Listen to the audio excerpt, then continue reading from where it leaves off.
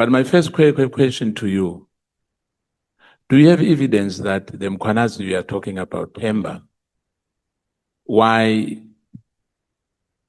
I mean, are you sure that he's a relative to Nhlanhla Mkhwanazi? Reading the underworld communication, how they communicate. No, the question is, do you have evidence? They Yes. do have evidence of the readings that they are doing, and I can do the explanation if you. No, not explanation. Can you provide us with evidence and an attachment of that? Of the communication of the underworld. No, the relationship that they are related. The relationship, while I was in KwaZulu-Natal, they were calling. No. Mama Jawul, wait. We don't have that time. Do you have evidence of the relationship between the two Mkhwanazis? Yes or no? I don't know whether to say yes or no, because I have a video of the Mkhwanazi clan, how they get together and calling everybody. Okay. Actually, I'll pass on that because of time. You alleged here that Themba Mkhwanazi, in fact, you said he resigned on the 6th of June. Am I right on the date? That month end. 18 June. 18 June. 30. And do you know why? Yes, I do. Can you briefly explain to the committee? How he left, and I'm gonna. Can you be on there?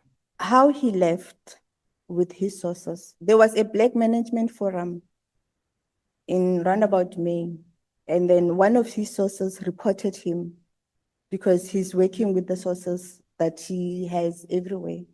Reported him at the media. As I recall, it was Ketim Tlatlane, and then he pointed the guy called from Postmansberg to explain their challenges. And the guy indicated that when they had contract at Anglo-American, they were getting paid 2 weeks after that contract, before even the contract started, of which it was a way of to want to exit Anglo-American because it was on media. And then what happened is that for his exit. Let me put it to you. Themba Mkhwanazi was the director at Anglo-American, a regional director for Africa and Australia. You know that? Yes, I am aware. You know why he stepped down? Let me put it to you. He stepped down because the CEO of Anglo-American, Duncan Oneblood, when Vateria Platinum, when they were restructuring the company, he had to step down. Do you know that? Or you refute that? It's not all about the restructuring of the company itself. It's not.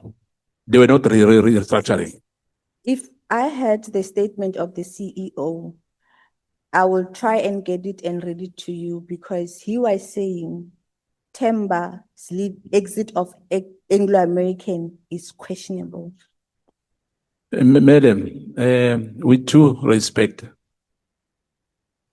the issue of Themba Mkhwanazi, because remember we do research as well, extensive research. What we are saying, we are misleading us. But be that as it may, you alleged here that we are one of the victims because Themba was destroying black leadership. The Hawks busted off more than 200 million at Sishen Mine. It's part of Themba Mkhwanazi's instruction to the Hawks to collect money. What happened? 200 million collected by Hawks. What happened is that one of his sources, during that time, one of his sources took money to the mine, which is Kulumela mine. What the value, the one which is 200 million? It was a lot of money that was being collected during that time. I don't know if it's 200 million or whatever. But then the people that took the money to to report about the cash that is being made out of the contractors, which is collected by managers. Yeah, but here, it's a pity that you did not punctuate your statement. There's no paragraph, but On which, what you said here. on which statement are you talking about? No, I'm testifying. hence I'm saying your statement has no paragraph, there's no page number. But you said in one of the pages here, I don't know how I'm going to lead you to that. Last part one, I think the last page. You said here, I'm one of the victims. The Hawks basket of more than 200 millions at Sitchin Mine is part of the General Mkhwanazi instructed to the Hawks to collect the money. What happened during that time? It was in 2023, right? When the report from the Hawks came out, when I was 2020? 23. 2023, round about August. But here you say 2020.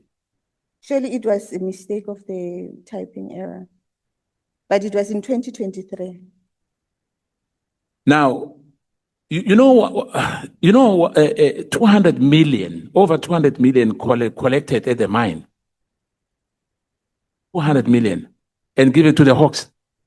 The Hawks came raiding the houses of the managers and collected that money. That money. So in other words, if you want to probe this matter, we will get that statement from the police in that area. In that area, they will give you that evidence because it happened. Thank you. Now, you gave the issues here about, like, I think Honorable Vessels tried on that one as well.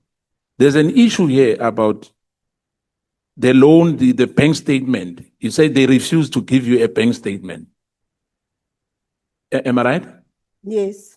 But a bank statement, you can get it yourself. You don't need somebody to give you a bank statement. You can take your bank card to an ATM and get a bank statement. If you are unable to get it on an app, why do you need somebody to give you a bank statement? There isn't a bank statement that you get from an ATM from Investec Bank. Yeah, now? So what happened is that... Wait a second. You know, there's NetBank here. No, not Investec. I don't want to go there because I don't want to say to people Investec is better than the other one. You said it's got nothing to do with Investec you are talking about. Your statement say here, NetBank Sundown, Mrs. Jennifer Muller has refused to give me a bank statement.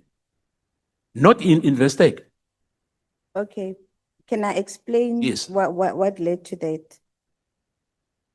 During my challenge, I had a challenge with Investec and NetBank, whereby what happened between the two banks, I was supposed to get the statement that links my funds from Investec to NetBank.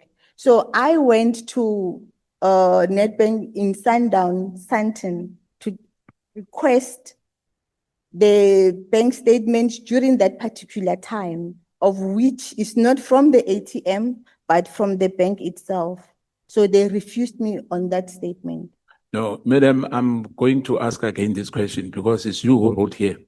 You said NetBank, Ms. Jennifer, refused to give me a bank statement. So I'm saying to you, with your bank card of that NetBank, you can go to a ATM, you can get your bank statement. A backdated bank statement. Is what? Backdated bank statement. Yeah, you put a date. If you want a 6 months one, you put a date there on the ATM machine. Dated statement doesn't come on the ATM machines. That's why I went to the bank. Let me. So you agree that you are wrong to say Investec? No, Investec is part of my statement there. No. I'm talking about this one, Jennifer, which you spoke. We spoke about Jennifer. You said NetBank Sundown. Miss Jennifer Muller refused. Yes, it's NetBank that refused. Yeah, but you remember you said Investec to me. So do you agree? Which state? Because I'm still holding the IPIT statement and you are on the other statement. So I didn't know on which statement. Like I was trying to figure out in the two. No, the IPT is a different ball game. It's another statement. I'm talking about the one which you signed now. Yes, but when we were asking you questions, I was still trying to find out on which statement is it here, there, because it's not on IPIT, because I was still holding the IPIT statement Yeah, so for that. Investec refused to give you a bank statement as well. They did refuse. And NetBank refused to give you a bank statement as well. They did refuse. And they don't give you reasons. No, I do have the statement now. They ended up giving it to me. Yeah, but what I'm saying at that time, they refused to give you reasons because you stated here anyway. The reasons for them, it's known by them. But I struggled. It's been years that I've tried to get those statements, but I failed several times. Now, because your statement, there's a Postmansbeck, there's Kimberley, there's Senten, there's Durban, there's Rustenburg, there's Pulukwane. Now, I'm going to ask you here, there's an issue as well about 13,000 rand. Yeah, there's an issue about 13,000 rand and 1,300 rand, which you say, you just said here,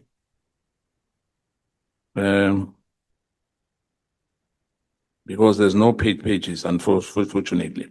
In December 2024, Investec Pretoria said I must go to Investec Sundown to get my statement. Can you explain that? In Investec, you have different portfolios. You have your savings and you have your wealth.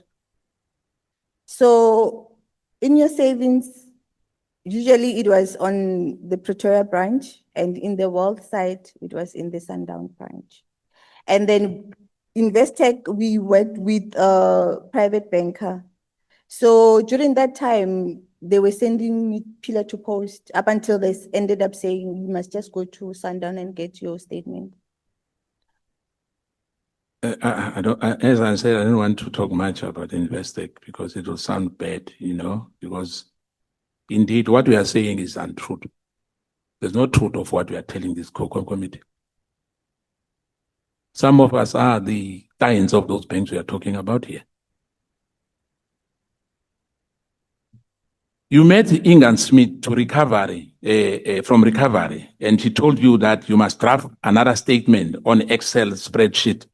The last statement said you owe 13,000 rand. With the current one, she said, I paid and I still owe them 1,300 on legal fees.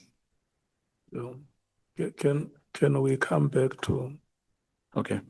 Because I don't think that the conversation you have is going to help us as a committee. Yeah, thank you, Chair. You correct, because this statement is all over, Chair, and I can't help it. Hence, Honorable Nomvalo said it earlier. That is not paginated. There's no paragraphs. There's no pages. And when you read the statement, hence I'm saying to you, I'm still reading about Postmansbeck. Then there's Durban. Then there's Cape Town. Then there's Pulukwane. Then there's Senten. Then there's Pretoria. Then there's Rustenburg. I'm confused too. That's why I said when we started that Honorable Nomvalo and Honorable Ngola were getting us closer to how this matter should be concluded. Let me leave it to Honorable Nomvalo. Thank you for the time. Thank you, Chair. Ma'am, when you wrote this statement,